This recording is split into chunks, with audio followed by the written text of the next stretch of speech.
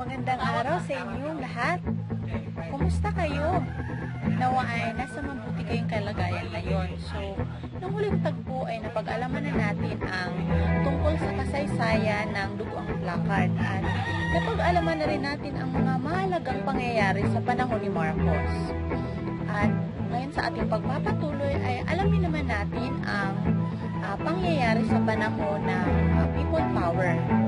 So, bago tayo magpapatuloy ay tingnan muna natin ang isang video presentation na kung saan ay makikita natin dito ang paunang mga kaalaman tungkol sa kasaysayan ng people power.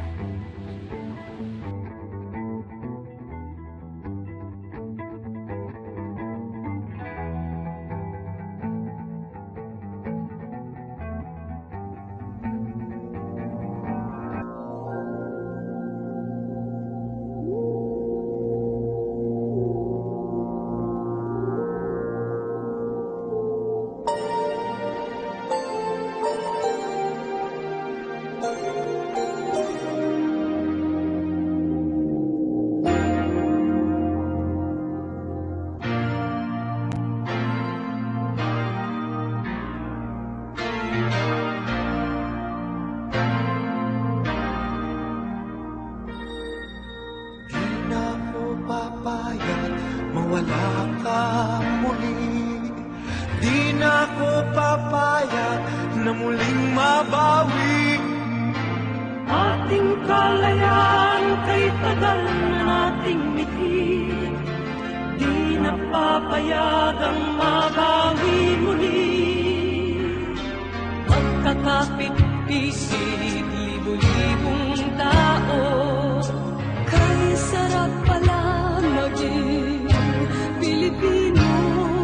Sama-sama iisa ang atikain, kailanman di na maaalitin.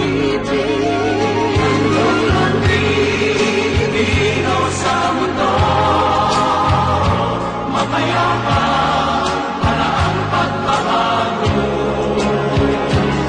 Katotohanan, kalayaan, katarungan ay kayang makamit na walang rahas. Basta't magkaisa tayong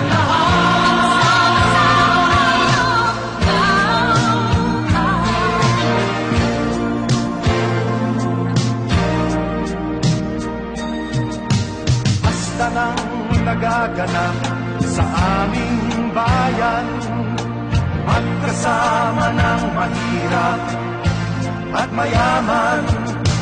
Kahit bisig, madre, pari at sundalo, naging langit itong bahagi ng mundo. Huwag muling payagang umiral ang dilim. Tinig ng bawat tao'y bigyan ng pansin. Magkakapatid lahat sa Panginoon, ito'y lagi nating natantaan.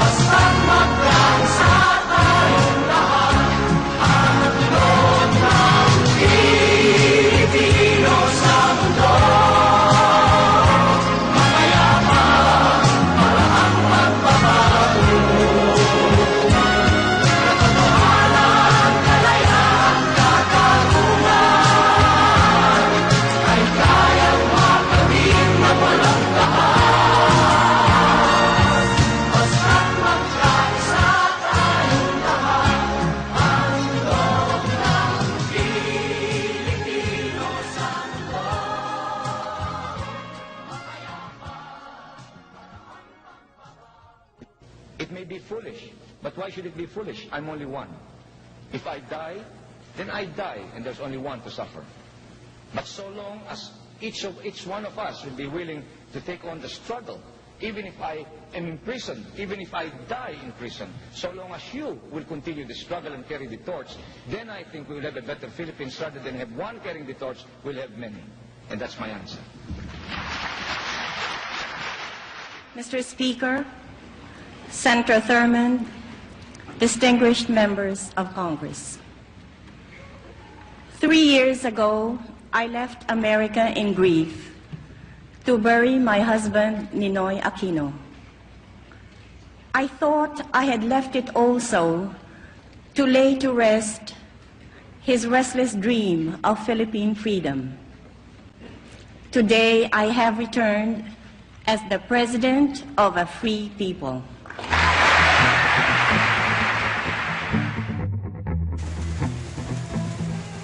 So, ang awiting handog ng Pilipino sa mundo ay isa sa mga palasak na awitin sa panahon ng People Power. Ang Apo Hiking Society ay isa sa mga aktivistang kabataan na talagang namuno doon sa pagkikibaka para makamit natin ang ating kalayaan.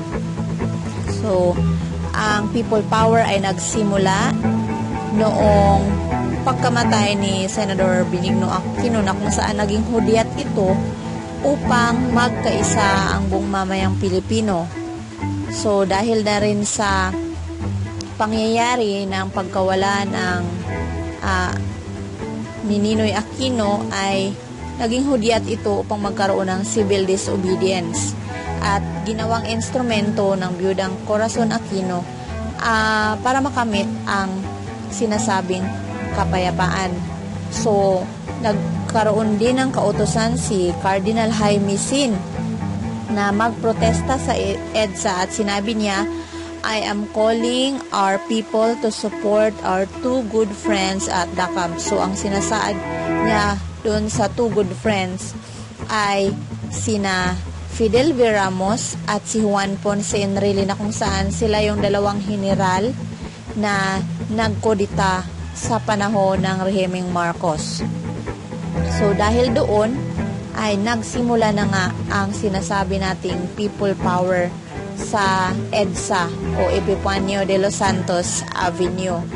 So walang pili, madre, pare, bata man o matanda ay nagtitipon-tipon para sa iisang layunin. At doon na rin nagkaroon o nagsimula ang makasaysayang pagbihis ng pamahalaan na nagtampo kay Ginang Corazon C. Aquino bilang Pangulo ng Republika ng Pilipinas. At sumilang ang mga bagong himig ng ligaya at tula o ligaya sa tula, awit, telenovela, pelikula at lahat ng larangan ng sining at panitikan. At nagkaroon din ng mga bagong salita na natutunan ng dilang Pinoy tulad ng chorus magic at people power na kilalang mapayapang digmaan sa buong mundo sapagkat walang dumanak na dugo sa anumang panig ng lipunan. Ganun pa man, ang mga pangyayari ay pawang naging inspirasyon ng mga akdang pampanitikan na nagbibigay ng bagong pag-asa upang mabuo ang tulang awit na awiting pangkalayaan. So, yun yung kaninang handog ng Pilipino sa mundo. At ito ang naging bunga ng mapayapang revolusyon na kung tawagay People Power ni Cory C. Aquino. So, ang mga kadalasang paksa sa mga akda ay ang panunuligsa sa pinuno na may katiwalaan na nagawa sa bayan. At ang pagbibigay puri sa pinuno na may mabuting nagawa sa bayan. So, isa na rin dito yung pagpapalakas at pagkakaisa ng lahing Pilipino. So, ang handog ng Pilipino sa mundo, ito yung isang tula na kalaunan ay naging awit. So, basahin natin ng maigi. Di na ako papayag mawala kang muli. Di na ako papayag na muling mabawi. Ating kalayaan kay tagal nating mithi. Di mapapayagang mabawi muli. Magkakapit bisig libo-libong tao. Kay sarap palang maging Pilipino. Sama-sama iisa ang adhikain. kailanman di pa aalipin. Handog ng Pilipino sa mundo, mapayapang paraang pagbabago. Katotohanan, kalayaan, katarungan ay kayang makamit na walang dahas, basta't magkaisa tayong lahat.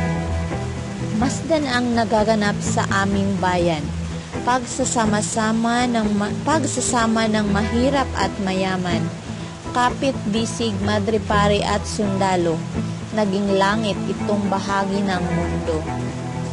Huwag muling payagang umiral ang dilim, tinig ng bawat tao'y bigyan ng pansin. Magkakapatid lahat sa Panginoon, ito'y lagi nating tatandaan.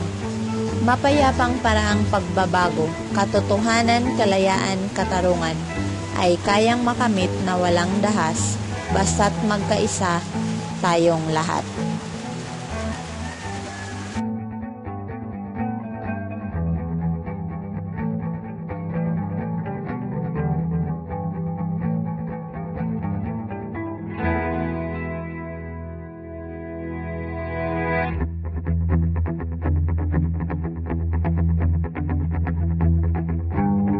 Sana meron kayong napulot na aral mula sa ating talakayan ngayon. At sa susunod na tagpo ay tatalakayin naman natin ang iba pang mga pangyayari sa kasaysayan ng Pilipinas.